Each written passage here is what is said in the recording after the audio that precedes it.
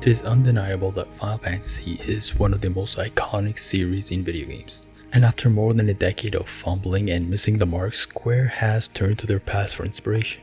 First, there was the FF7 remake, which was released in 2020. It was a reworking and retelling of the entire franchise's most loved title. Then, in the summer of 2023, came Final Fantasy XVI, which drew inspiration from the medieval setting of the original games and mixed it with Game of Thrones. But was Square able to make a brand new Final Fantasy work? Did the characters, the story, the journey live up to the standards of the series? These are the questions that this video will try to answer. Massive spoilers ahead. Starting at the very beginning, the opening was nothing short of epic. The battle between Phoenix and Ifrit was just phenomenal, and controlling the Phoenix was an incredibly satisfying start and a great misdirection. The symphony, the incredible CGI really showed what the new generation was capable of pulling off. All of these come together in such an exhilarating and exceptional fashion to show the summons in a brand new light. Now, most of the newer games avoided summons altogether, but here in Final Fantasy XVI, they were taking center stage. After the icon battle, the character, the story are all heavily influenced by Game of Thrones, which has its positives and negatives. Final Fantasy has done politics before, like in Final Fantasy XII, but it is done far better in Final Fantasy XVI. Final Fantasy XII had 2 empires and a small kingdom. Final Fantasy XVI has 5 kingdoms, all at war with one another for the player to keep track of. But it wasn't just the different kingdoms with their vying interests. Final Fantasy XVI borrowed the deeply flawed and obsessive characters from George R.R. Martin. Whether it was Clive being rejected by his mom for not being up to royal standards, the madness of Benedicta, or the obsessiveness of Kuka, none of these characters make any sense really unless you are familiar with Game of Thrones and have Game of Thrones as a reference point. Every time I found myself confused by a character, I just remembered that the game was drawing on Game of Thrones, and that was enough to pull me back into the game. For example, the fight with Garuda, Benedicta's rage and anger really made no sense, and the behavior was confusing. But then I remembered the mad characters of Game of Thrones, and that was just enough to pull me back into the game. This whole game revolves around Clive, and the character is so well developed that he carries the entire game on his shoulders. Rejected by his own mom for not being the Phoenix, he feels for the bearers and sympathizes with their struggles. Despite being at the top of the social hierarchy, he's an outsider from the very start, and it makes his team up with Cid all the more likely. This aspect of his character is established from the very beginning. He starts the game as a grunt in the army that conquered his nation and is looking to avenge his brother's killer. Even after meeting Cid and being informed of his worldview, he doesn't immediately join him. He can't, as he has to hold his brother's killer accountable. He kills Benedicta by becoming Ifrit, realizing he was the killer all along. He was the killer that he was chasing. After Cid and Jill convince him to continue seeking the truth, Clive follows their advice and goes back to where it all started, back to Phoenix Gate, where he does his own form of shadow work and confronts the truth of Ifrit. Here, he takes responsibility for everything that happens to him, and for the brutal beating, at the time he thought killing, he gave to his younger brother. The brother who was more highly valued and regarded by his own mother. Clive no longer denies that he had a hand in destroying the place that he called home. He takes responsibility for being the killer and confesses that he kept the truth from himself all along, because facing the truth meant he couldn't be a soldier driven by revenge.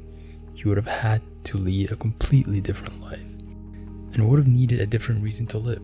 Of course, the truth is that Clive is Mythos, a vessel for destruction, but after learning who he truly is, he's able to challenge the role, the fate, the destiny he was meant to play. This is my favorite part of the game. By taking responsibility and by confronting his repressed demon, the unwanted truth, he becomes capable of taking on a larger mission in the world and face the foes that try to shape him and his future. Clive doesn't just have an interesting backstory. His relationships are just as important to his character. Cid, Joshua, Jill all play an important role in helping him face the challenges that await him. We'll start with Cid. Cid saves Clive at the very beginning and then gives him the mission that will define him and the rest of the adventure. Whereas Clive is stoic and composed and normally level-headed, Cid is cool, witty, and very sure of his path. He's also very sympathetic to those around him. He uses his power to fight for the bearers and challenges the world's predominant culture. While I find Sid's hairstyle and the fact that he doesn't look older a major annoyance, his writing is absolutely superb. The dialogue and banter between him and Clive really elevates part of the journey. On the count of 3.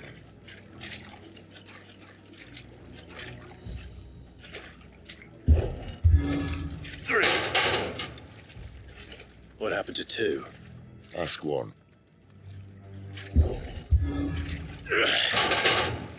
Once more. Aye, seeing as you're trying now.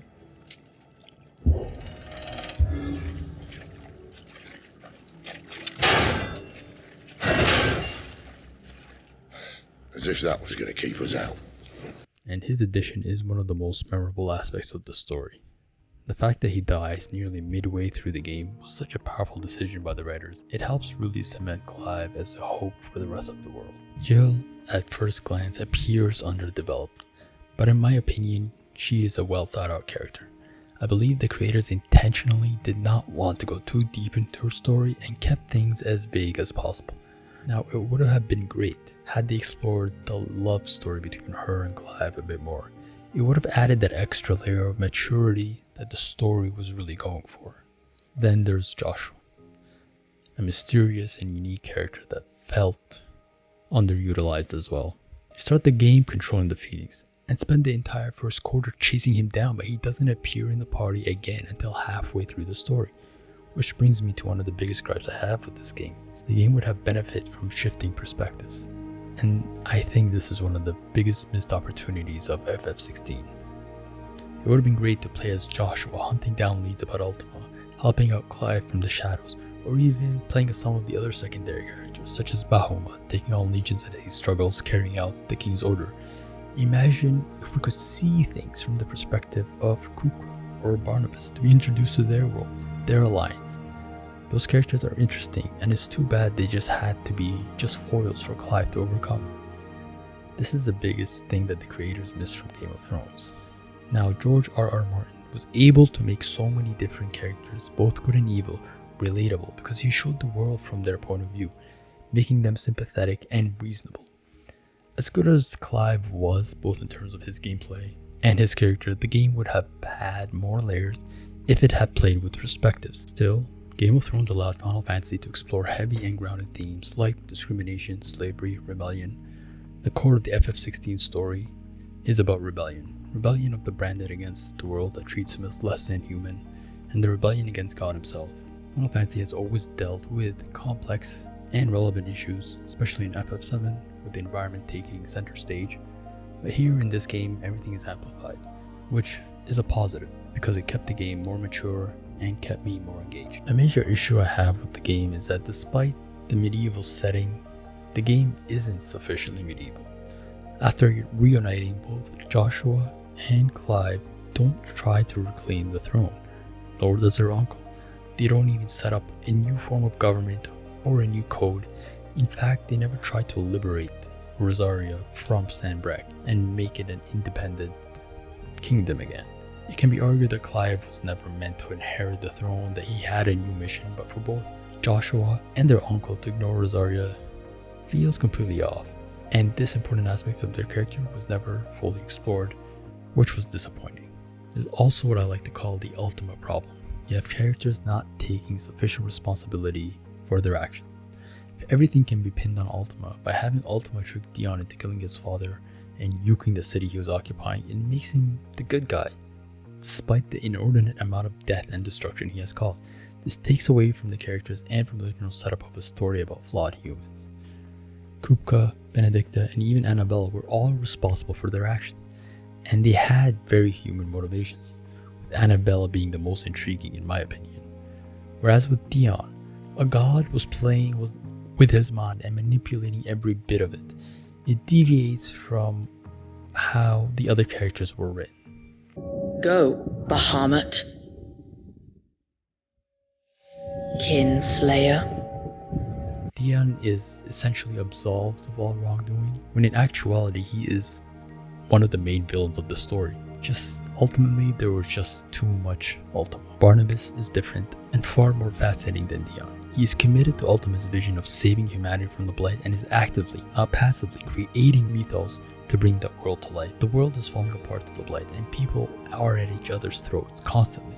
And it makes sense that he sees that the living God as a savior and that he would work with him to help bring about the salvation of the world. Of course, Square has the God wanting to turn everyone into a zombie. This device is used to make Clive the hero. Clive doesn't see serving a God as the answer. He believes that through willpower alone, people could build a better world without ever needing God.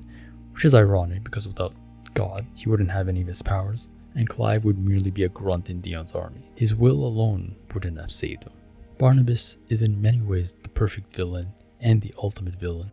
Weak from the moment of their conception, ever longing for power not theirs to command, they turn unfailingly upon themselves. Like sheep, they roam in filthy flocks, eager to trample those few gifted a fleece of gold, or that they might feel contentment with their pitiful existence.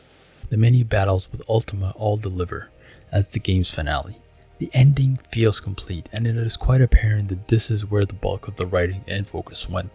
Ultima, despite all his power and his many forms, is unable to subdue Clive's will, and his enduring connection to his brother thwarts any attempt by Ultima to corrupt Clive. Clive was only able to overcome him by the faith everyone had placed in him.